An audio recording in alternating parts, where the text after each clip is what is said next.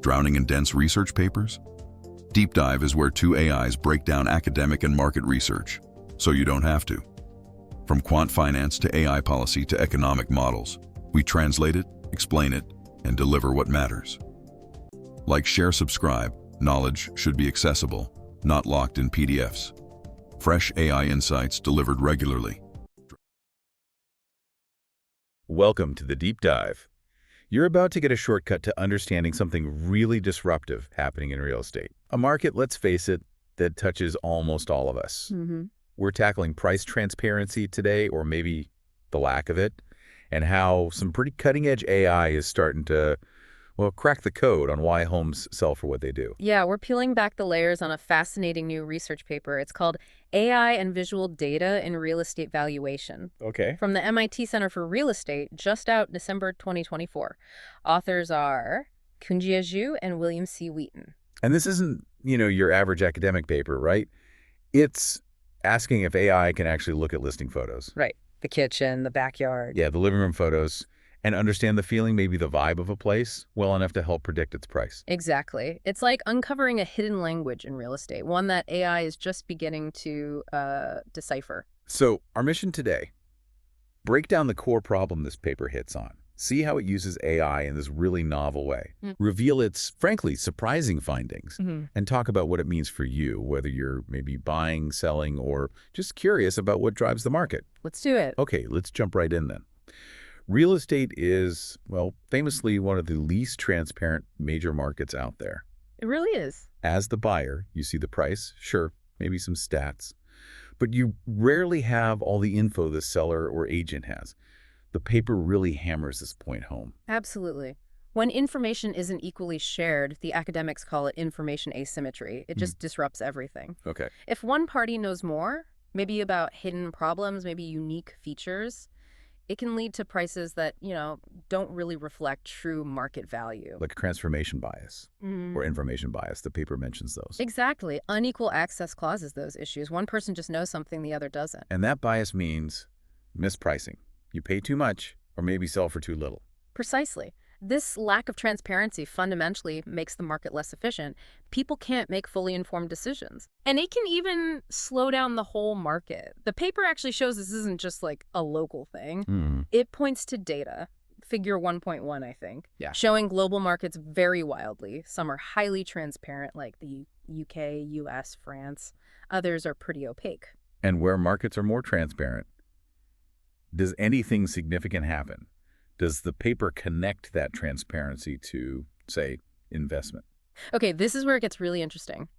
The paper highlights that the most transparent markets, the ones embracing tech and data sharing, they attract the lion's share of investment.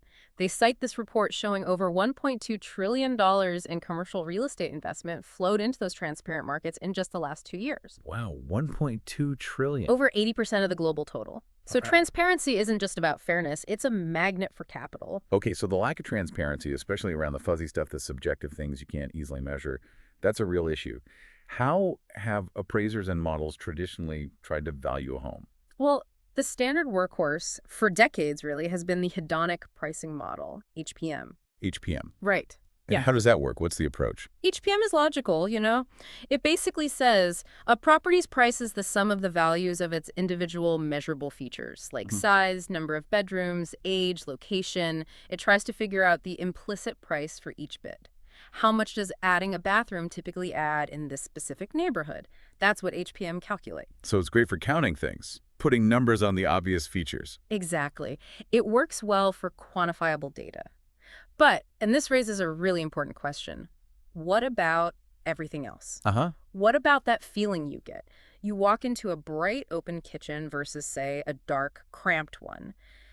The paper points out HPM just struggles immensely with stuff that isn't easily measured. Like the vibe. Yeah, especially subjective visual qualities, aesthetic appeal, finish quality, the overall look from the photos. Because you can't just add a line item for good curb appeal in your spreadsheet. Precisely. The traditional structure just wasn't built to process that kind of visual information effectively, and that's a huge blind spot. Totally.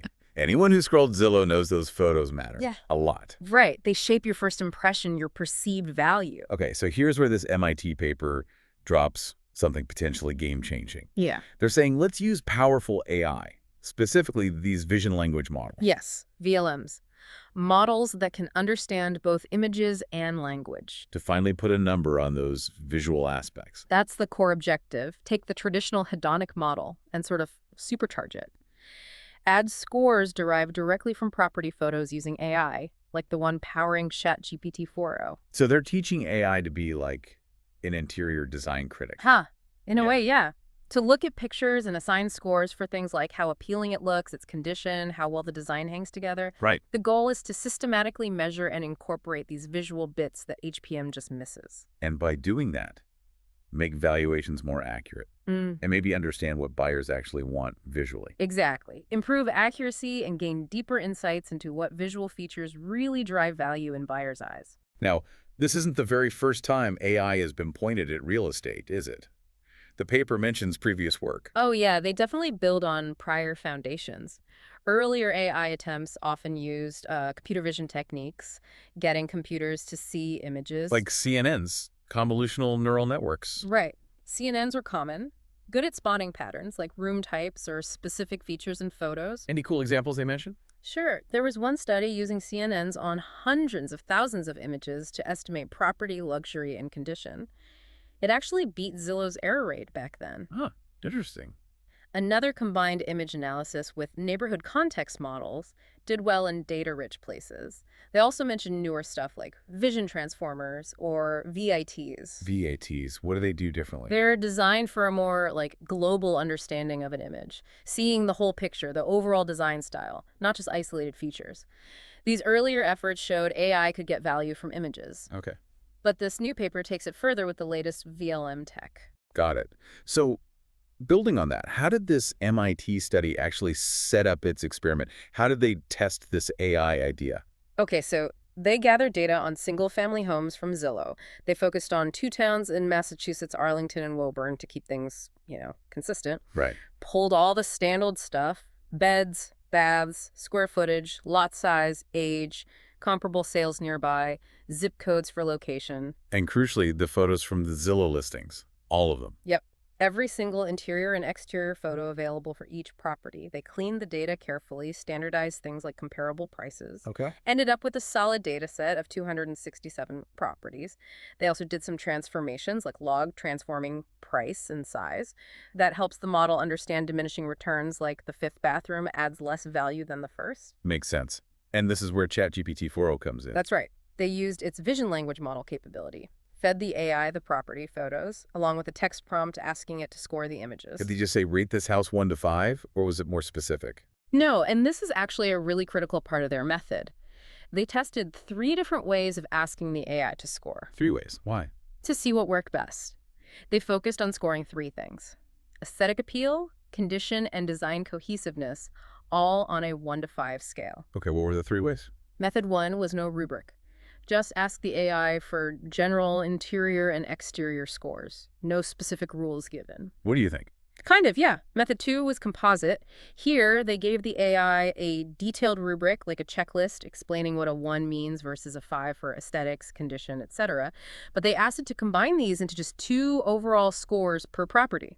1 composite for the interior, 1 for the exterior. Okay, so rules, but boiled down to 2 numbers. Exactly. Method 3 was verbose. Same detailed rubric, but this time they asked for 6 separate scores: interior aesthetic, interior condition, interior cohesiveness, and then the same 3 for the exterior. 6 scores per house.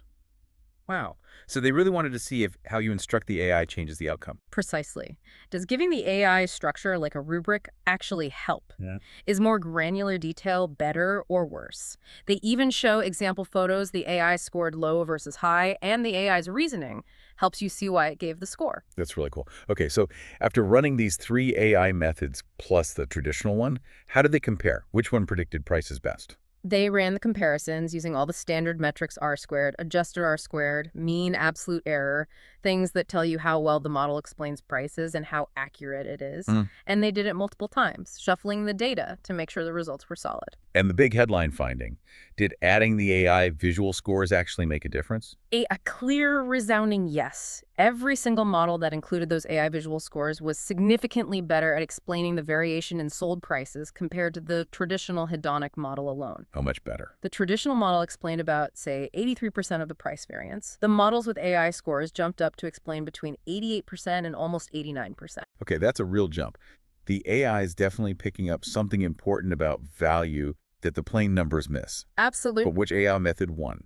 The no rules one, the combined score, or the super detailed 6-score version? This is fascinating. The composite model, the one with the rubric but the 2 aggregated scores, it consistently outperformed the others, especially on the test data, predicting prices for homes the model hadn't seen before. The middle ground won. Why? Why was that the best approach? The paper suggests it hit a sweet spot. With a rubric method without any rules, the AI scores were less consistent, more variable. The predictions weren't as reliable. It was kind of, well, winging it. Okay. The verbose model, the one with 6 scores, that seemed to suffer from overfitting. It got too good at predicting the prices it trained on, but it didn't generalize well to new properties. Why would more detail be worse? Great question. The researchers found a big reason. Those 6 detailed scores were highly correlated with each other. Like interior aesthetic and interior cohesiveness had a correlation of 0.96. Meaning they were basically measuring the same thing. Pretty much. The AI was giving 2 scores for almost the same perceived quality. That redundancy actually hurt its predictive power on new data. The model got confused by the overlapping signals. Oh, I see. But the composite model, it gave the AI structure with the rubric, guiding its evaluation, but asking for aggregated scores avoided that redundancy problem. It got consistent, meaningful input. So structured guidance, but not too much overlapping detail. That was the key. Exactly. They even did this robustness test, scoring the same few properties 50 times each. The composite method scores were way more consistent, much lower standard deviation than the no-rubric method. Consistency is crucial for reliable predictions. Okay, this feels really significant. So in that winning composite model, how much do these AI visual scores actually impact the predicted price?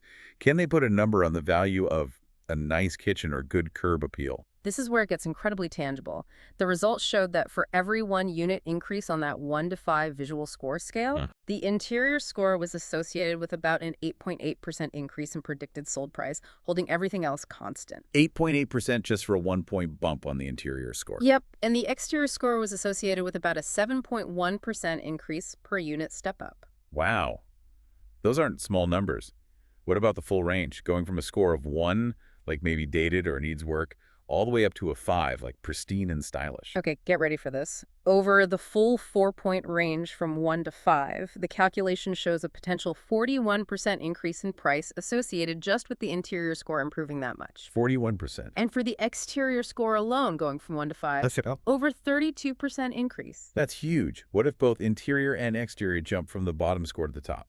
If both scores simultaneously increase from 1 to 5, the model predicts a combined effect, resulting in an absolutely astonishing 85% increase in the sold price. 85%. 85%. This paper isn't just theoretical then. It's basically quantifying exactly how much your homes look and feel. Its visual appeal, its condition, its design is actually worth in the market. Potentially hundreds of thousands of dollars. It takes that subjective feeling that, wow, this place looks amazing, or, oof, this needs work, and puts a concrete number on its impact on the final price. It's data-driven evidence for something we intuitively know matters, presentation, condition, style, but it's been so hard to measure before. Precisely. Traditional models just couldn't capture it like this. So, okay, the implications here feel massive, not just for you trying to figure out what your house is worth, but for the whole industry, right? What does this mean for investors, for developers? Well, first, a more accurate, data-driven valuation tool like this enhances market transparency, big time. Right, back to transparency. And as we discussed, the paper links transparency directly to higher institutional investment. Remember that $1.2 trillion. Better data means investors can assess risk and potential returns more confidently. That can lead to more stable, more liquid markets overall. So better AI-driven transparency could actually attract more serious money into real estate. Yes, exactly. And for developers, this model is like getting direct feedback from the market. How so? If the AI can tell you which visual features, maybe open kitchens, specific bathroom finishes, certain landscaping styles consistently score higher and correlate with higher prices. Yeah. Developers can use that data to design properties that are actually aligned with what buyers are proven to value visually, instead of just guessing or building standard layouts. So designing based on AI-driven data about buyer preferences, reducing the risk of building homes that don't sell quickly or for top dollar. Exactly, building smarter. Now, the paper is also very upfront about limitations. This isn't, a perfect magic bullet quite yet. Okay, what are the big caveats we need to keep in mind? A primary one is relying on a closed-source AI model like ChatGPT 4o. Meaning we don't know exactly how it's trained, what data it saw, and crucially, OpenAI could update the model anytime. Those updates could subtly change how it scores things, affecting consistency over time. So the AI's taste could change without warning. Potentially, yes. The paper notes models often need reevaluation after updates. If you're building a business around this, you need to be aware the AI isn't static. Another big limitation is just the scope of this study. Data from only 1 year, 2023, and just 2 towns in Massachusetts. Right, real estate is super local. And markets change year to year. So to really say this method works everywhere, it needs testing across many more locations, different types of properties, different economic conditions. Makes sense. A lot more research and validation needed before this becomes standard practice. But looking ahead, what exciting future directions does the paper suggest this could go? One really cool idea is incorporating apartment views. The view. Always a big factor, especially in cities. Huge factor, but hard to quantify objectively. Could AI analyze photos from the windows to generate a view quality score? That could extend this whole model to the massive rental market, too. That would be incredibly useful. What else? Another is using this to analyze renovations. Imagine feeding the AI photos from before a renovation and after. Oh, wow. The model could potentially quantify exactly how much value that specific kitchen remodel or bathroom update added according to its visual assessment. So moving beyond anecdotes like kitchen sell homes to actual data on which kitchen designs or which levels of finish deliver the biggest price bump. Precisely. Giving homeowners and investors data-backed insights into the ROI on specific improvements, that would be powerful. Incredibly powerful for anyone planning work on their home. Okay, so let's wrap up this deep dive. This MIT paper, it really gives us a compelling look at how AI can start to lift the curtain on real estate valuation. Yeah, by teaching a sophisticated AI, a vision language model, to score that subjective visual appeal from photos, they significantly boosted the accuracy of price predictions compared to traditional methods. And the key was how they asked the AI, giving it a structured rubric, but asking for combined aggregated scores. That composite model was crucial for getting consistent, reliable results. It really shows the nuance needed when working with these powerful AI tools. The prompt matters. And the implications feel huge. Potential for much greater price transparency, helping everyone involved make more informed decisions. Plus, it could fundamentally shift how developers design homes, using data to build what buyers visually value most. Which brings us to a final provocative thought. If AI can now effectively quantify the subjective appeal of a home, something we thought was purely human taste, how might this technology fundamentally change how we perceive value itself? Not just in houses, but maybe in art, design, marketing, even personal aesthetics. What stands out to you from this deep dive into AI's evolving view of value? That's a fascinating question to chew on. It definitely makes you look at those listing photos in a completely different light now. Thanks for joining us for the deep dive. We hope this gave you a valuable shortcut to understanding this potentially market-shifting research. See you next time. Still here? Then you're not just scrolling. You're searching for substance. This isn't just another quant podcast. It's AI translating complexity into clarity. So smart ideas reach smart minds. Like, share, subscribe, join the thinkers, skip the noise. Let's make research accessible. Together. Liked how that paper got decoded? We've spent 20+ years turning machine learning and AI into real-world tools, not just slide decks. Whether you want to implement a model, validate research, or build something from scratch, we can help. Explore our showcases to see it in action. Visit our site or contact us directly. Let's turn complex ideas into working intelligence together.